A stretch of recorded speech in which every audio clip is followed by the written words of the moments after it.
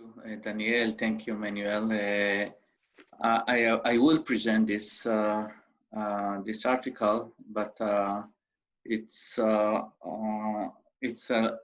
article is part of a larger project with Nadeem Karkabi, who is here. So I will present, and I hope we will have time for questions, so we can both answer the question. So, the title of the presentation is Nocturnal Inequality in Ethnographies of Social Selection and Waiting in Line for Nightclubs in Tel Aviv, Israel. So one of the first things that a visitor sees at the entrance to a popular nightclubs in Tel Aviv, the Israel night's capital, is Israel night's life capital, or as people in Israel like to call Tel Aviv, the state of Tel Aviv, as a state, as a separate or independent state, is a long line of people waiting to get in.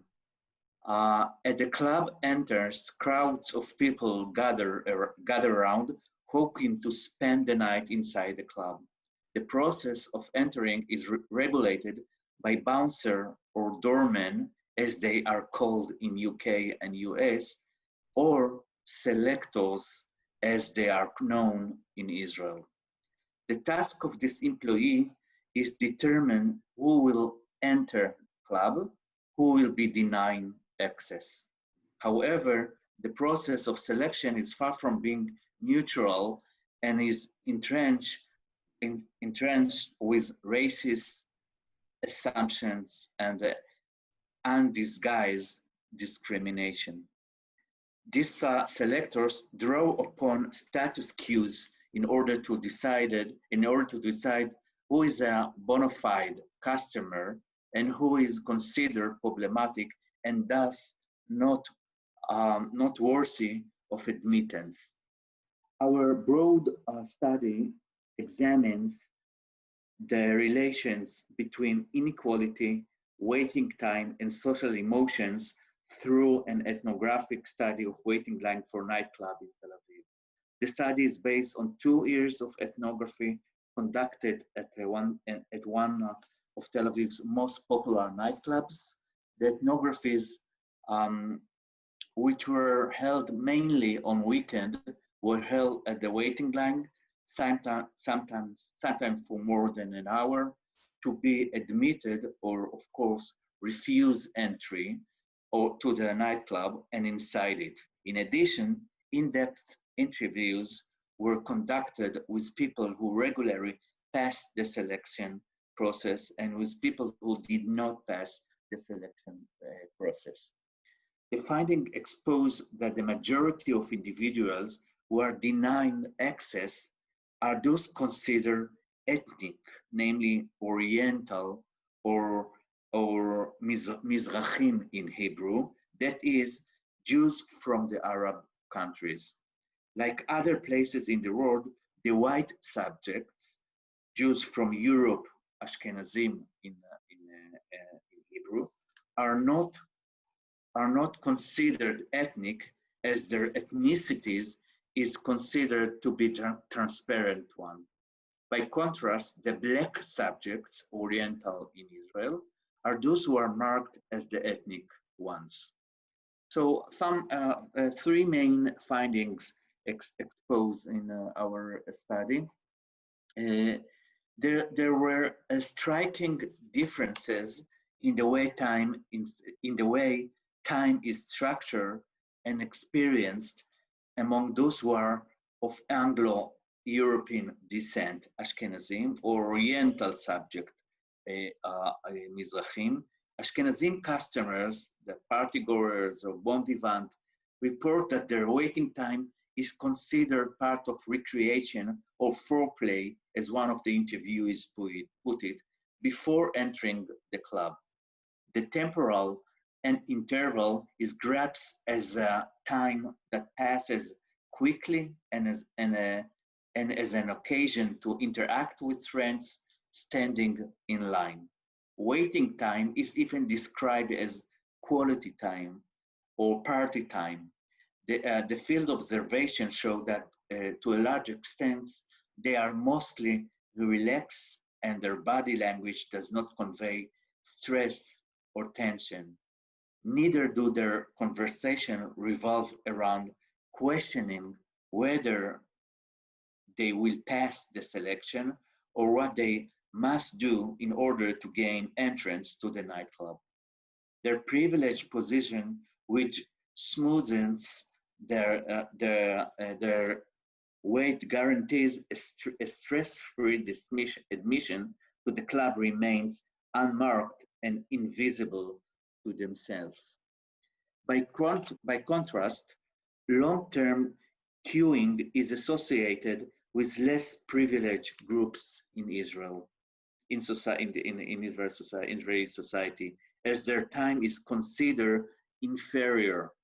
Indeed, the long queues in front of Tel Aviv's trendy nightclub validate that not only is the waiting time of the Mizrahi, the Oriental, significantly longer, it is embodied with experience of uncertainty, anxiety, and shame. Waiting is imposed on them. They are kept on hold waiting for the decision of the selector.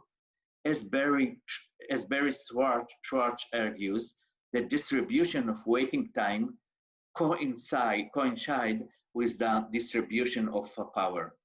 Waiting mirrors temporal power relations. There are those who wait and those who are waited for. To be kept waiting in a social assertion that one's time and a social roles are less valuable. The long wait reflects the structural and temporal oppression Oriental Jews are subjected to in Israeli society, along the unmarked supremacy of the Ashkenazi European subjects. Their waiting time is almost inexistent, as they simply just blend it, enjoy their time, and enter the time and enter the club. By contrast, the imposition of waiting upon the Oriental produce a dense and highly charged experience. The long wait produces a rich vocabulary of labels and definition. They describe their time as frozen, a time out, injury time, nigger time, Holocaust time. Holocaust time is because the association of selectors, we don't call them bouncer for example in Israel, but selectors, it's a unique strategic unique phrase, and especially refer their waiting time as a prison time. Eliran, a 26-year-old Oriental man, depicts his experience standing in line as follows, quote, eternity, this is eternity, time stands still. This is a Holocaust. This is like the selection during the Holocaust. I'm denying entrance because I'm Black and because my accent. This is how I speak. This is not moving. I want to die. I'm not counting. I'm counting my heartbeats just to make time go faster. End of quote. In Vincent Carpanzono, well-known study about waiting time in South Africa, he notes that at the mercy of time, the waiting individual is subject to feeling of powerlessness, helplessness, and vulnerability, infantile feelings, and all the rage that these feelings evoke. Waiting before the front of the door club produce this feeling of powerlessness, vulnerability, and anger. A second central finding of our study is that one of the main topics of conversation among the Orientals, especially those with skin color, whose skin color is darker, is becoming white. This selector made a distinction between heavy Oriental and light Oriental. Heavy Oriental is Mizrahim that the selectors can recognize immediately their Orientality or Mizrahiyut by cues or habitus a la Bourdieu as dark skin, specific accent, a tear embodiment. Heavy Orientals are also considered as arsim. Arsim is Arabic word literally mean pimp. In Hebrew, arsim is derogatory Hebrew slang term for the low class Oriental with specific habitus. Light Orientals are on that can pass as European, or as one of the selector told me, you are, for example, a light Mizrahi. Look at you, you are totally Ashkenazi, or you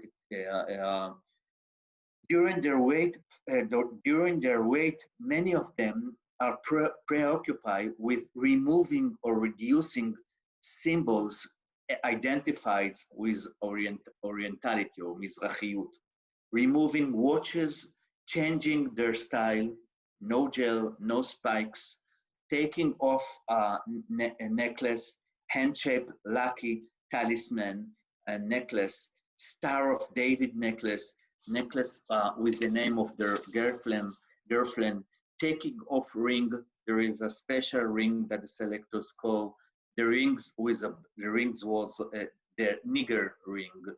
They're big rings with black stones. They construct this ring as a cue for heavy, problematic customer, and changing items of attire, changing specific clothes.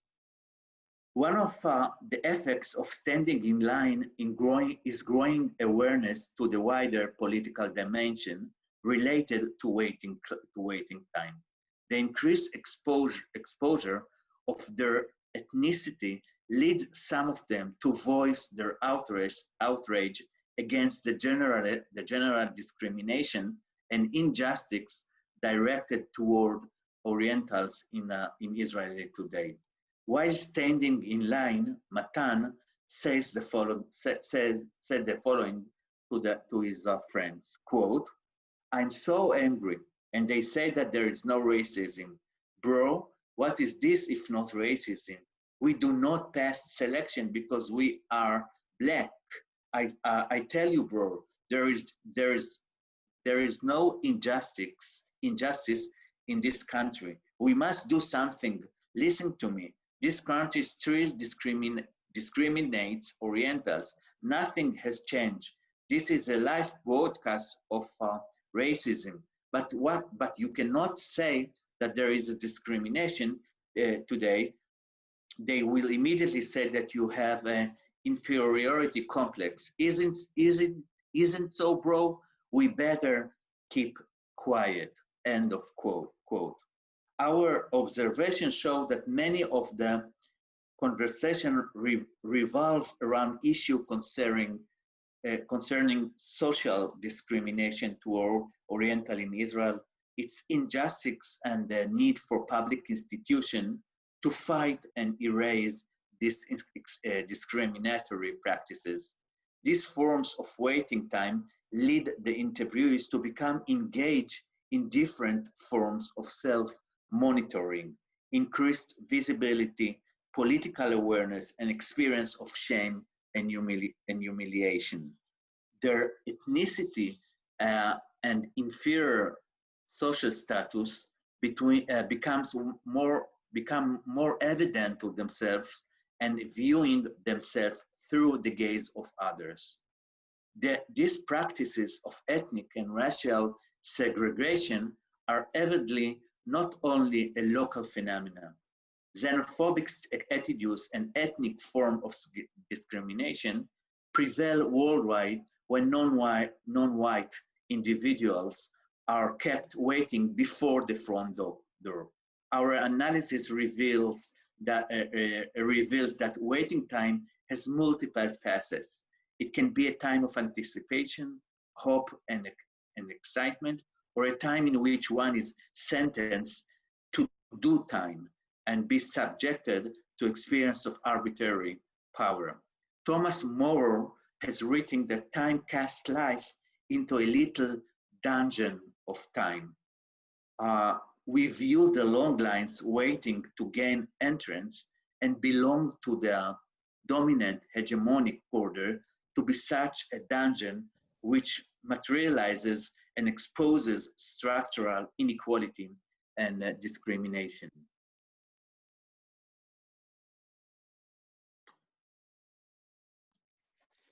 Okay, thank you.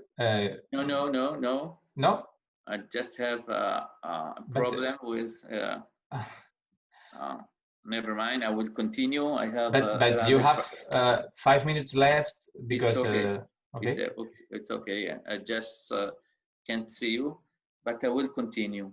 From Alto-Syrian perspective, the queue to the nightclub can be seen as interpellation space, as another arena through which ideology turn individuals into subjects.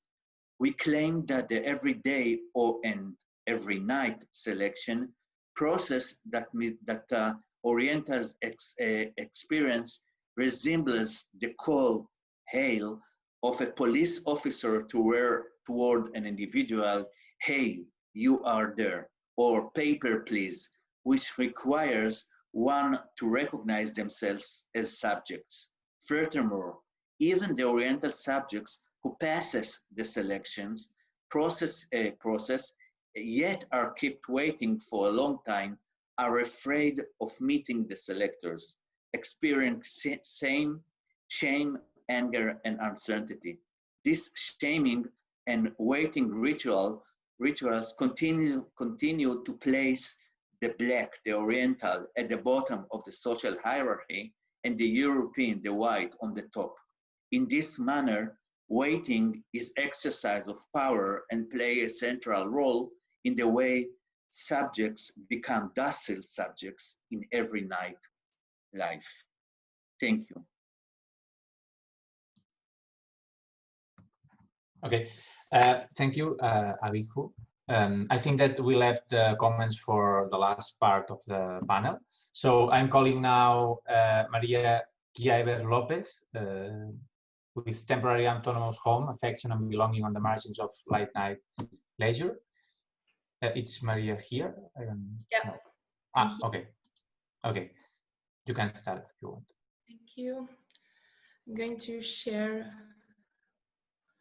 my presentation. I can't. Okay. Sorry. Okay, there we go. So hello, welcome all. My name is Maria Giaever Lopez. I'm a PhD student at the University of Westminster in London.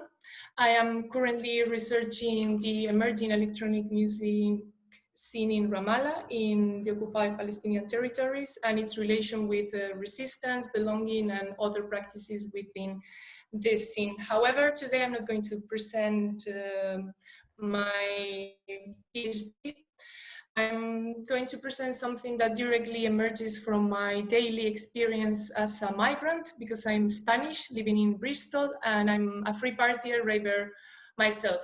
So in the last couple of months for this conference, I started a study around sound system collective. For the ones that are not familiar with the terminology, this sound system organizes free parties, understood as raves also, but they have a very clear purpose of non-profit activities. So the parties are free and normally organized on what I call on the margins of the late night leisure. So they use non-regulated spaces as squats, warehouses as my background, or forest and open airs.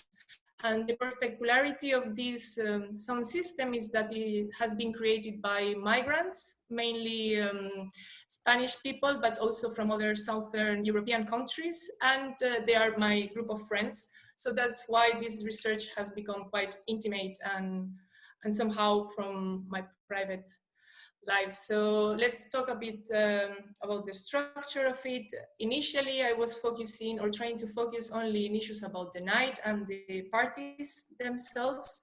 So I was looking at the sound system, the importance of other practices and dancing, sociality, but then through the interviews, many other topics emerged, which I found so interesting, as migration, the notions of integration, discourses around authenticity and who is the real raver, who belongs to the rave, senses of home and feeling home. So I decided to explore more these issues that go beyond the night, let's say. So this is an overview of the literature I'm using. There are three main topics that are interrelated, which are affect, belonging, and migration. And then there is all the literature about the free party and the rave culture. There is one notion that I want to emphasize here, and is the notion of TAS, which is the notion I'm kind of redeveloping or rearticulating for the conference, because this one means temporary autonomous zones and was used during the 90s to describe the free parties as autonomous spaces. So I decided to use it to link the idea of the free party with the idea of home and feeling at home while being a migrant. Let's move on and let's talk about the methods and a bit of the methodology. Initially, I didn't have also any research question or hypothesis, because I wanted to be as open as possible. And since these people is very familiar for me and the sound system, the parties, I didn't want to be so determined by my previous experiences. So I decided to let the participants be the ones that frame a bit the topics and the research. So I conducted a lot of interviews, and they were very unstructured, so they ended up being more like dialogues, and here is where many other topics beyond the night emerged.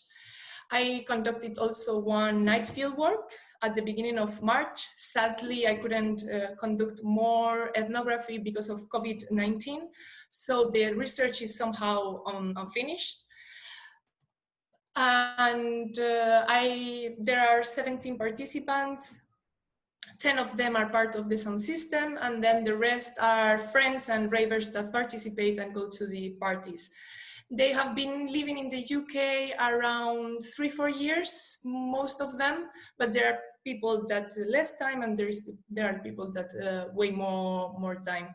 And I think one of the most important characteristics of the group is that they are all white European coming from Southern European countries, as you can see, mostly from Spain, but there is also an Italian woman, a Portuguese woman, and a French man that also participate in the sound system. And I want to emphasize the idea of migrants, because they are all kind of frame. I don't know if you can see this part of the presentation, but I want to frame the context where they migrated from as the post-2008 crisis in Spain that made, in Spain and in Europe and in the world in general, that made a lot of people migrate. So these are the types of profiles of these people that migrated to have better jobs and better opportunities, to learn English, and that most of them have, for example, university degrees, but none of them work in the areas of what they have studied. So they have kind of precarious, unstable jobs here in the UK. So let's get started with some findings. Obviously, there is no time to talk about everything that emerged during the conversations, but I want to highlight something that I find really interesting in relation to this conference especially, and is the importance of the morning for the participants instead of the night. So there is kind of a challenge and the centering of the night. They said that they wait, not all, but almost all the participants wait until that the night ends and the morning begins, because the morning is their favorite moment where they can see each other's faces, when they can interact more, they can laugh. And there is also some discourse about authenticity, because in the morning is where the true ravers, the true dancers, the people that is more energetic stays. So the rave becomes very familiar and there is only few people left. And it's very important also for the people from the sound system itself, because they feel that their duties somehow have ended. The night is more about work, because they have to check the sound, they have to check that everything is correct, they have to check that police is not coming, because normally they are squatting the places that they use. So it's more about stress. And when the morning comes, here I can relax and I can be dancing with my friends. So somehow the night is displaced and is seen as a place for confusion. You lose your friends, you're normally alone. So it's more for being introspective rather than interacting and being social, which I found very, very interesting. And as it can be inferred from what I've said until now, there are many things that appear intersected with the night, but go beyond partying itself. So this is the second part of the research, and I decided to focus for this presentation on migration and belonging. In a very general sense, there are 3 points that I want to emphasize. The first one are the discourses of authenticity and distinctiveness from the British youth that this group of migrants feel that they have a very, very different way of partying and understanding the night and their activities. They emphasize that they are way more social, that they know how to use drugs instead of in contrast of what the use of drugs do British people, for instance, that they like to talk to people, they care about the music, they care about the quality of the sound, they play vinyl. So there is a lot of subcultural capital somehow that contrasts and separates them, or they feel separated from the British way of partying, even though they share the same space and the parties they made, of course, it's open for everyone, and a lot of British people and other nationalities come. So I call this, I've been inspired to call this structure hedonism, because they have a very open values, but at the same time, they are very judgmental and somehow a bit elitist, even in this sense. So when we talk about integration, and if they felt integrated or how they felt integrated, normally they said that they don't feel integrated at all. That's why these parties for them are a sense of home, because they organize them, their friends come, and it creates somehow a comfort zone or a bubble. The idea of bubble as well appeared a lot. And moving on, we talked a lot about senses of belonging and what it means to be at home, or where do they feel at home. There were multiple meanings about belonging. First one, it was quite a clear Maffesolian sense of neo-tribal belonging within the free party scene. We all share consumption, a way of consuming, and a way of understanding music. So there is this feeling of neo-tribal sociality, even though they contrast them as a lot, as I said, with the British ravers, and they separate themselves as being more authentic. Then also the senses of belonging appear quite abstract and difficult to define for many of the participants. They didn't know exactly what I was asking them, so they use a lot of general categories to define belonging, as I belong to the power of music, or I belong to the universe even, or to the energy that connects us all. So they happen to be very spiritual definitions in some cases. And they have also very moral and political system values to define belonging, in the sense of saying, I belong to the people that tolerates my way of thinking or shares the same values in this sense. So again, quite structured and articulated in the sense of some morality.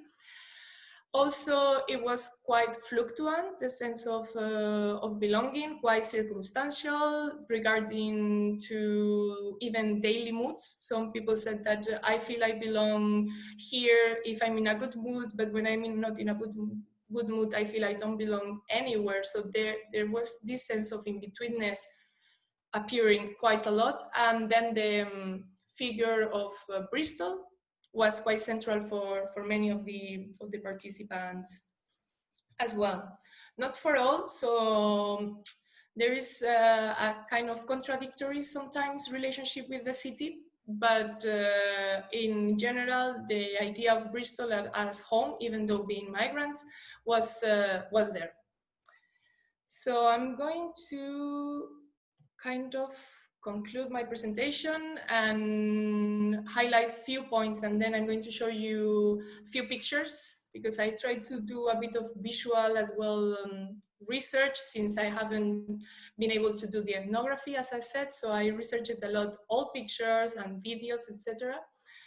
So the first idea that I want to highlight is that the night and this creation of a temporary autonomous home is a catalyst of affect and friendship that reinforces and reshapes their senses of belonging. But as I have been saying, that feeling of home is not only tied to the night, and it goes way beyond it and is dependent of many other practices that go beyond the night, related to work, related to creativity, related to other artistic practices that they are involved as well.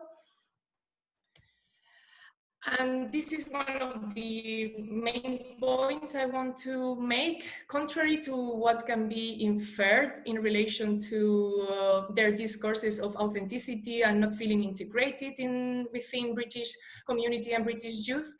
I want to argue that probably these practices and these ways of partying and organizing parties can be understood as integration and participation in a society that they feel is not their own. So these ways of partying are creating new senses of belonging and new senses of being a migrant.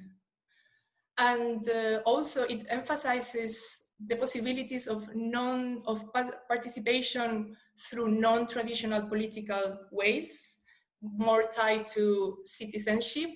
So migrants can explore and open new spaces of socialization and belonging. And this is very relevant in the context where this research is taking place, which is the city of Bristol, which has a very rooted sound system culture. So it really links to the idea of creating a safe space that the Black diaspora and the Caribbean migrants started to create in the UK during the 60s and 70s. And I like to see this kind of relationship, even though being absolutely different type of migrants, but the importance of the sound system culture in the city is kind of still there and developing. So these are two pictures. This is the first free party they did. So you can see like really small. And then these are other two parties. This one is in a warehouse, a squat warehouse. And this one is on the forest. So this is all from me. Thank you very much. Thank you, Maria. Nice, very nice timing. So I'm calling now Emie Peralez-Carleton. metropolitan urban centrality through the prism of student events. Yeah, that's it. Okay. Do you hear me? No. Oh, yeah. Do you hear me? Excuse me. Yes, yes, I'm here. So I'm just going to share a PowerPoint. Just a second. I didn't present it myself. So I'm Emie Peralez, and I'm a French PhD student. I'm working on student nightlife in Montpellier, in the south of France. Oh.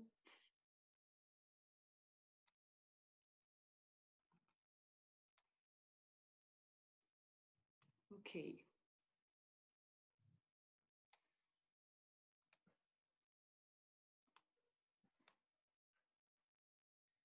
Okay.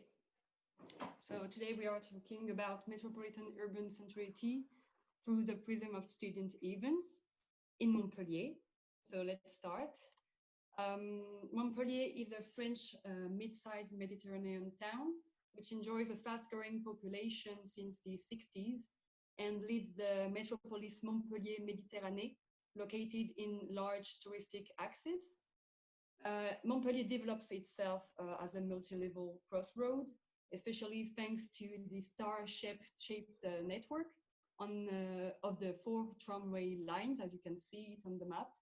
And it connects the direct periphery of the city to the center. Notably, the users of the city center can enjoy 60 hectares of pedestrian area in and slightly around the historic district named Écusson, and it is colored in red, in deep red on the map. In this location, more than 600 bar, coffee shop, and restaurant terraces are deployed in the narrow streets of this medieval space, leading to public space being privatized. In fact, the attractive power of this area is so strong that we can notice a massive transfer of alcohol licenses from the outskirts to this central area, which empties the surrounding villages of their nocturnal consumption places. Also, this historical area tends to attract increasingly night owls since 4 decades, thanks to a nocturnal lighting planification, several night public events, and the recent annual light show. So in sum, this makes it a privileged space for wandering, leisure, shopping, and friendly meetings for the inhabitants of the city, the metropolis, and further. These night dynamics are a new outcome of the metropolitan desire to promote the center of Montpellier locally, regionally, and internationally. Since the 2000s, that translates likewise into the consolidation and expansion of this city center, originally located in the medieval Écusson, through the ongoing Metropolitan Wide Heart project. The main aim of this program is to consolidate inhabitant quality of life and economic dynamism by slowly facelifting the old buildings, constructing social housing, and keeping local commerce alive. However, this does not prevent the massive departure of families to the outskirts, as well as the recurring complaints of the remaining long-time inhabitants and the right to sleep inhabitant union about the transformation of the city center into an ephemeral area due to the loss of convenience stores, the rising rents and turnover of tenants because of high demand, or the increasing Airbnb market, but also and especially due to night nuisances amplified by the echoing streets and the hyper-alcoholization. So in fact, the recent Metropolitan project, aptly named A Place for All, is supposed to redesign the Comedy Square and its surroundings for more unity, attractivity, and fluidity. However, there's a risk of this amplifying the problem by transforming the center in a showcase of urban and social identity rather than an authentic living space. Indeed, it's also a scenario that seems more and more plausible, knowing that the new tramway line, those work began this year, will complete soon the encirclement of the Écusson. And in addition, even if an effort is made in order to innovate and make the city polycentric through a so-called ecological urbanization toward the sea, the open shopping center Odysseum and the new Jacker Square attract very small festive population at night, given that the shops close early and mainly offer catering. At the same time, Montpellier tends to consolidate its 900 years university tradition, since the strengthening of the university campuses has been initiated through the National Opération Campus project, which purpose is to allow the university to have more influence in order to, I quote, have integrated campuses.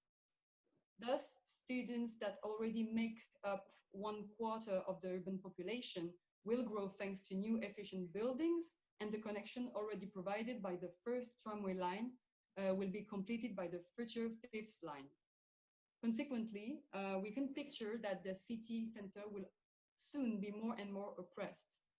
As we know, on one hand, the tramway is a favorite day and night student means of transport in Montpellier, even more than bicycle that are very poorly developed facilities. And on the other hand, the student way of life and party, which expresses itself massively in the center area, is a selling point for tourism offices. So in order to study the impact of student nightlife on the center's potential inhabitability, I began to exploring student events and on offer and the network it mobilizes as it contributes to the city's notoriety and frequentation. So therefore, the following question we'll ask ourselves is, to what extent does the student event network contribute to make the city center uninhabitable?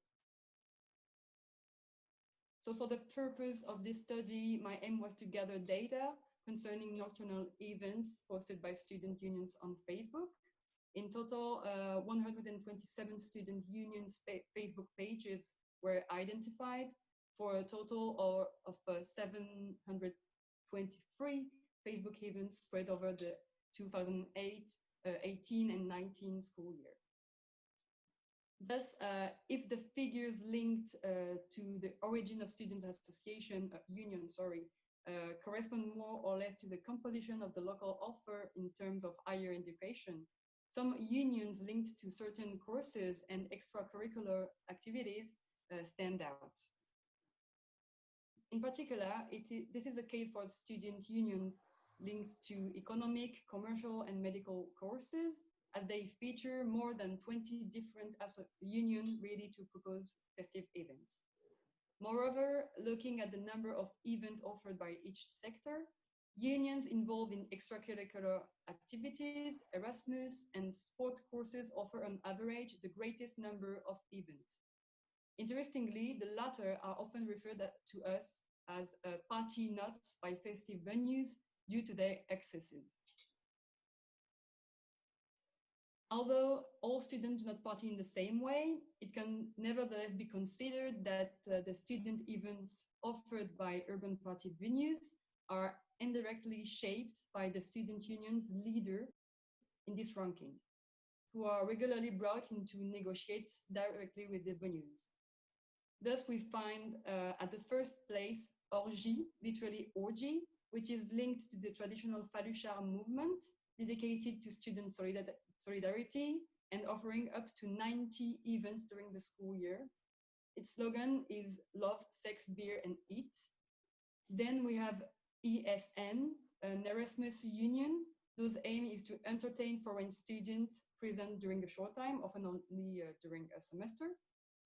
And then we have medical studies unions, including those linked to course in pharmacy, who have a reputation for their excessive partying as a response to the difficulty of their degree. And finally, we have the student unions linked to business courses, with most notably the Montpellier Business School Student Union, which offers about 50 events a year and is known for alcoholic excess, group mentality, and costly parties.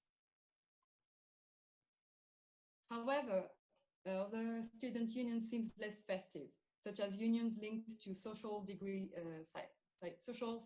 sciences degrees. Among other things, there's quantitative inequalities at their origin in several factors. For example, less pronounced group mentality in certain courses of our school, differences in budget. For example, we know that student unions in the business school sometimes receive several thousands euros for their management and parties. And also differences in terms of time dedicated to the festivity by the students, depending on their degree. In any case, the festive student demand results in a variety of evenings that punctuate the school calendar and the city center's nightlife from September to May mainly. A peak can be observed during the first 3 months of the school year, thanks to integration parties, as well as secondary peak in March and April. On average, there are between 30 and 90 student unions events a month in the city center, ranging from monthly dance party to pub crawls, aperitifs, and sometimes even parties involving several apartments in one night. Since the unions no longer have self-managed premises, as was the case several decades ago, they have been led to negotiating partnerships with festive venues in the city center. In exchange for advertising festive venues to their member on social network, unions obtain discounts on alcohol prices. Student members therefore have access to happy hours, prices all evening and all year round. In establishment, those prices already defy all competition. Given that a pint of beer is generally around €6 and that students usually have limited finances, this represents quite an attractive advantage. Similarly, in some cases, festive venues pay union depending on the number of people brought in during the evenings. In fact, lowering prices can be profitable by having a large number of consumers. Also, student events organizers are sometimes even bribed with free bottle of alcohol to ensure their loyalty. So in this sense, the student questionnaire, which garnered 600 responses in 2020, recently, about their festive practices, revealed that student members of their student unions consume more, party more, and are more likely to remain loyal to a festive venue. Unfortunately, schools and universities do not take any responsibility for their partnership practices. In fact, although they organize awareness campaigns on the health risks related to alcohol and drugs, but impact of over-alcoholization on the inhabitants is never mentioned. However, festive practice can be repressed in the name of a school's image, as was the case with the banning of multiple apartment parties by a local business school. So looking at the festive geography of student unions, an axis of student festivities appears from northwest to southeast and links the main university campuses to the peripheral nightclubs near the sea. According to the map, the Écusson district concentrates 51% of the bars listed in the student union study, but the gradient of the union student festivities darkens on the southeast edge of the historic district in railway station, sorry. Thus, the Pont de Sète district is a privileged place for nightclubs, student nightclubs, since it hosts some of the most popular ones among students and offers the main public and private transport departure toward the peripheral disco. This way, we can suppose that students' unions tend to favor the proximity between different festive venues, such as bar and clubs, in order to avoid losing member of the night hall group. Then, most of the 57 bars listed are located in 4 student hotspots, which are located in the main tourist or popular areas. Some leaders also stand out, sometimes having more than 50 parties a year organized by student unions. Most of them are bars with dancing that look like small discos and offer alcohol games such as beer pong or quizzes. Even if they are open around 6 p.m., their activity rarely starts before 9 p.m. and increase generally between 11 p.m. and midnight. Besides, their load capacity is often lower than the student union's wishes or expectation, that often cause student crowds into the adjoining streets. So finally, we will end up with the Nocturnal event agency that student unions sometimes cooperate with. Their aim is to organize bigger party with more entertainment and consumers in order to reinforce both the benefits of the festive venues and the satisfaction of students. In particular, they contribute to create the general youth image of the city through, for example, social network and the types of events they organize themselves. So here we will focus on the giant pub crawls, a type of student event that has become professionalized in recent years. Here we have to do with events mainly attended by students, but which seem to be generalist regarding to the title, which refer to a traditional event such as the Montpellier Festival or My Big Tour. Nevertheless, it is indeed student unions, partners who are promoted on the Facebook pages with, for example, more than 10 student unions for Ma Grande Tournée, My Big Tour, pub crawl. Also, ambassadors are students who advertise to their peers in order to obtain benefits during the party. Even sometimes events agencies are directly run by students, those willing is to party and make easy money. Finally, among the dozens of bars proposed by the events, only a small number are not part of the student bar collected in our study.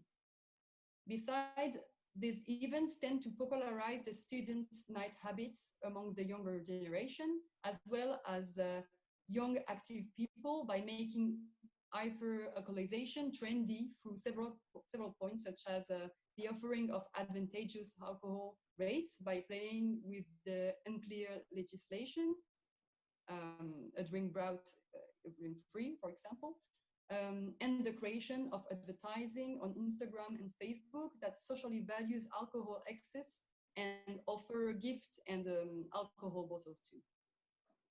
So it appears that some organizers are comfortable with this and justify this promotion thanks to the student demand, but some of them are likely to play with words.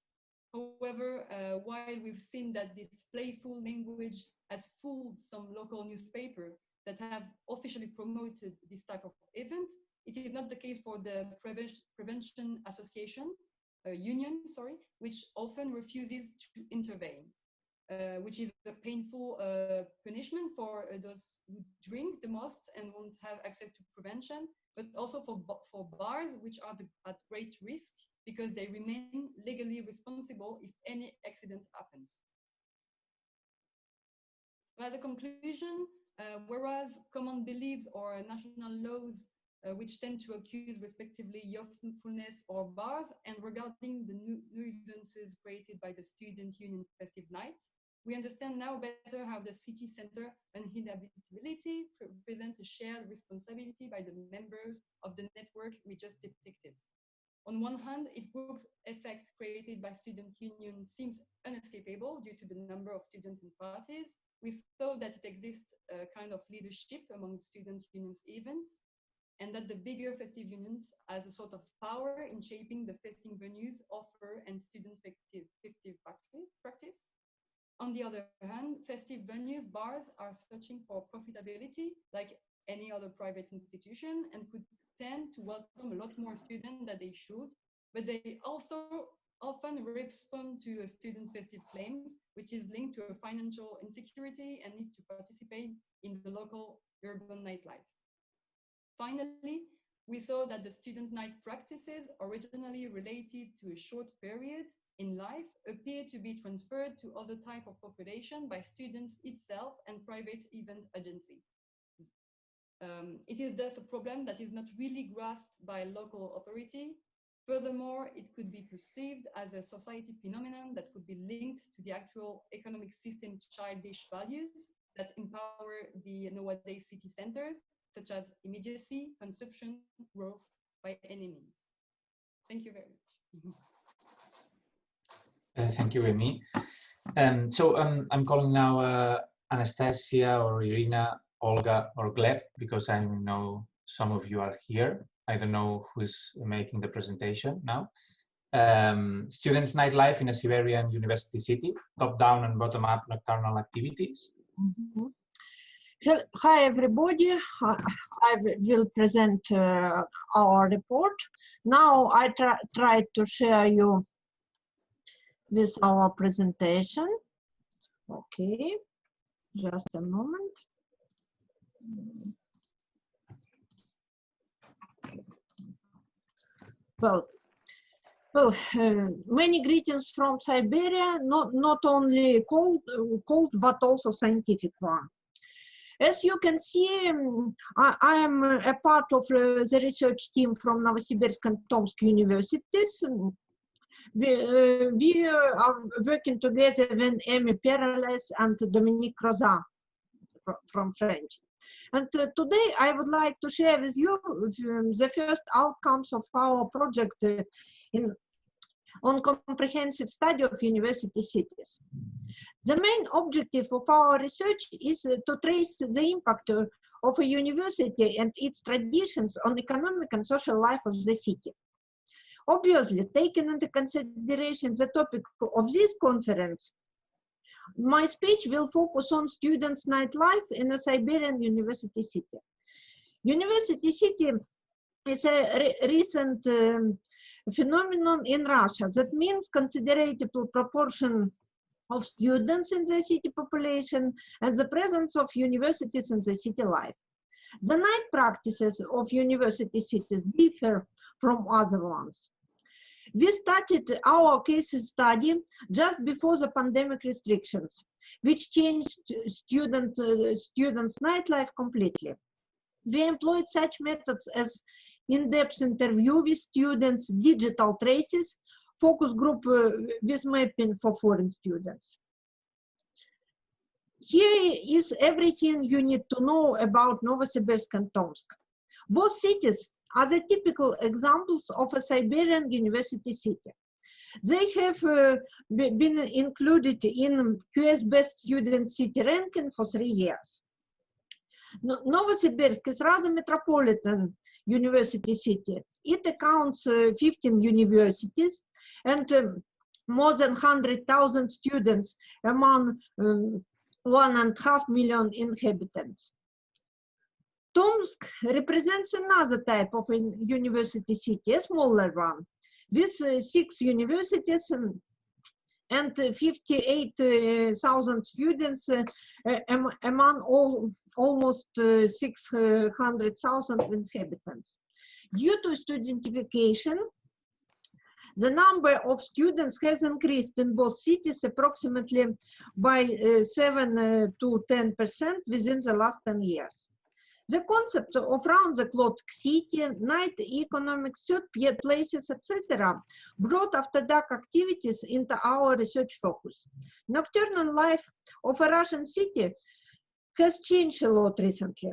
For example, in the Soviet times, all possibilities for students' entertainment were concentrated within a campus and organized by the university administration or student activists. In the 1990s, the first nightclubs appeared in Siberian campuses. Typically, they were located in the basement of dormitories. Nowadays, reality tells us another story. The nightlife of big Russian cities tends to copy the Western ones. The preliminary results of foreign students' questioning in Russian and French university cities have showed that French students see no difference in Novosibirsk and French university cities' nightlife. Both Tomsk and Novosibirsk after-dark practices are determined by their university city status and geographical location. The former implies that students need public areas for the nightlife. Nevertheless, these areas depend on the infrastructure availability, university campus proximity, and the student financial situation. The latter implies the limitation for nocturnal activities caused by the Siberian climate.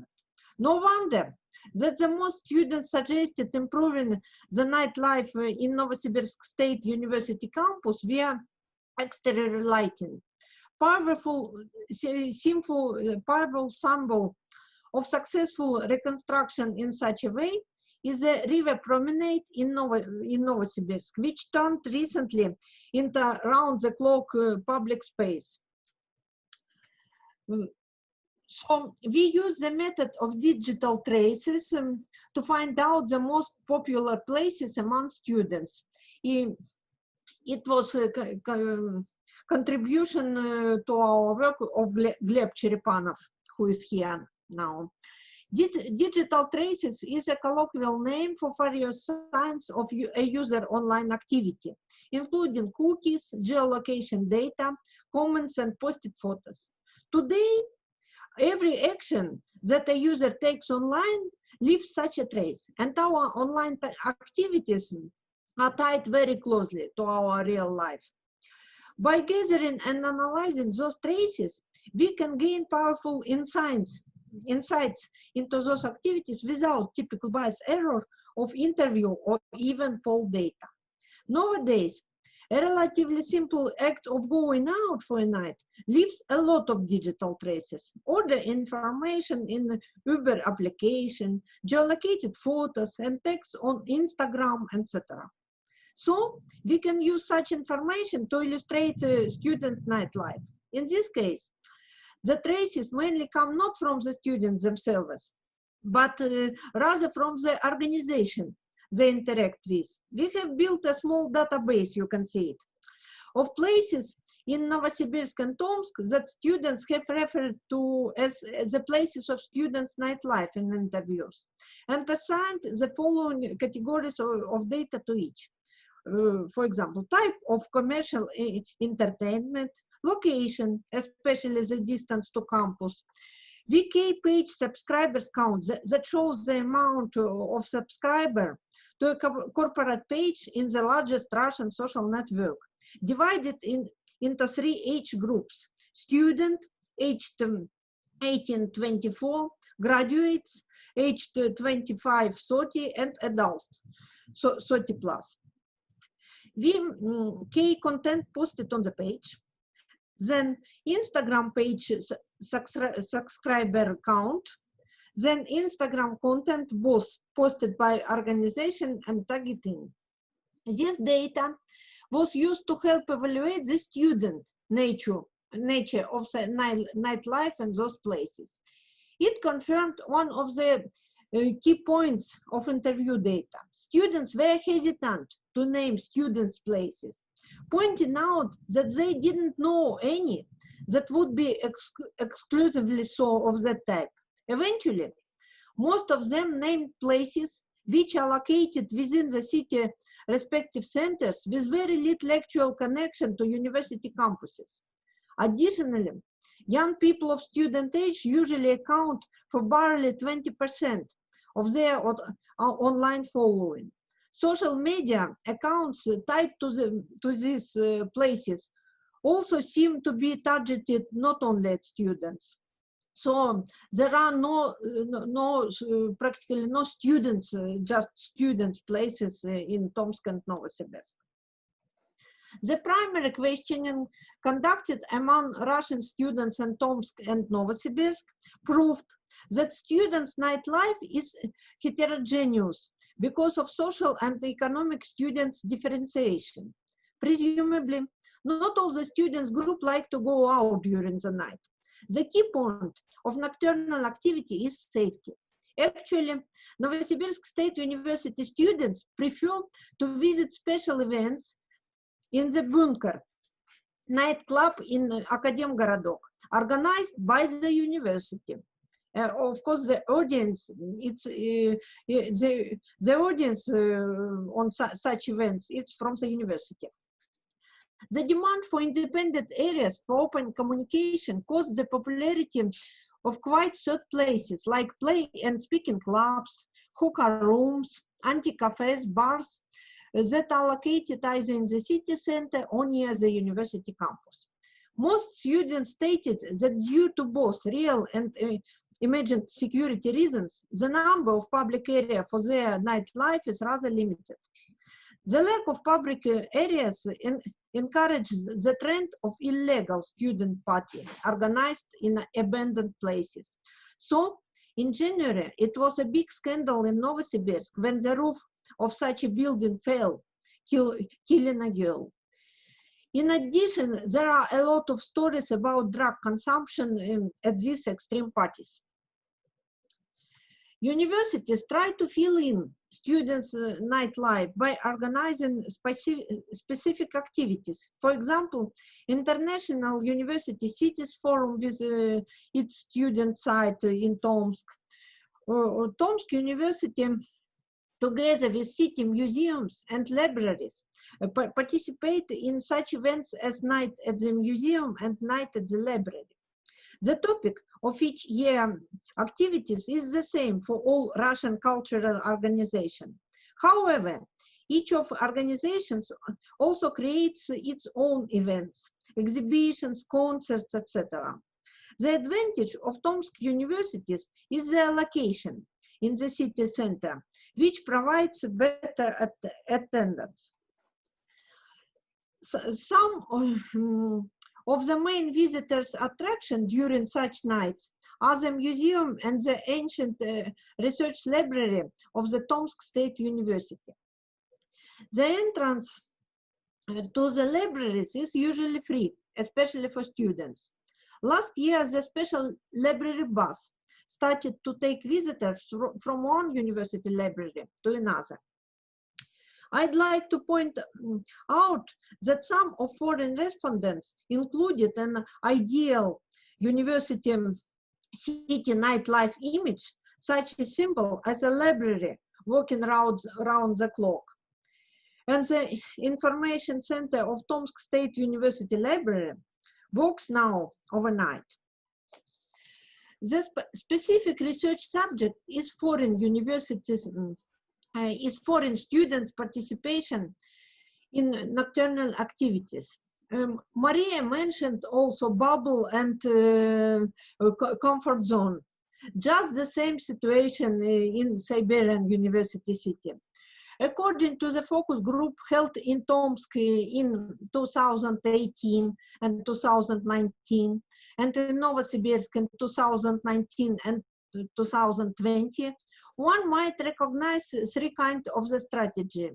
Some students consider nightlife a relaxation with friends. They choose nightclubs, dancing halls, and bars.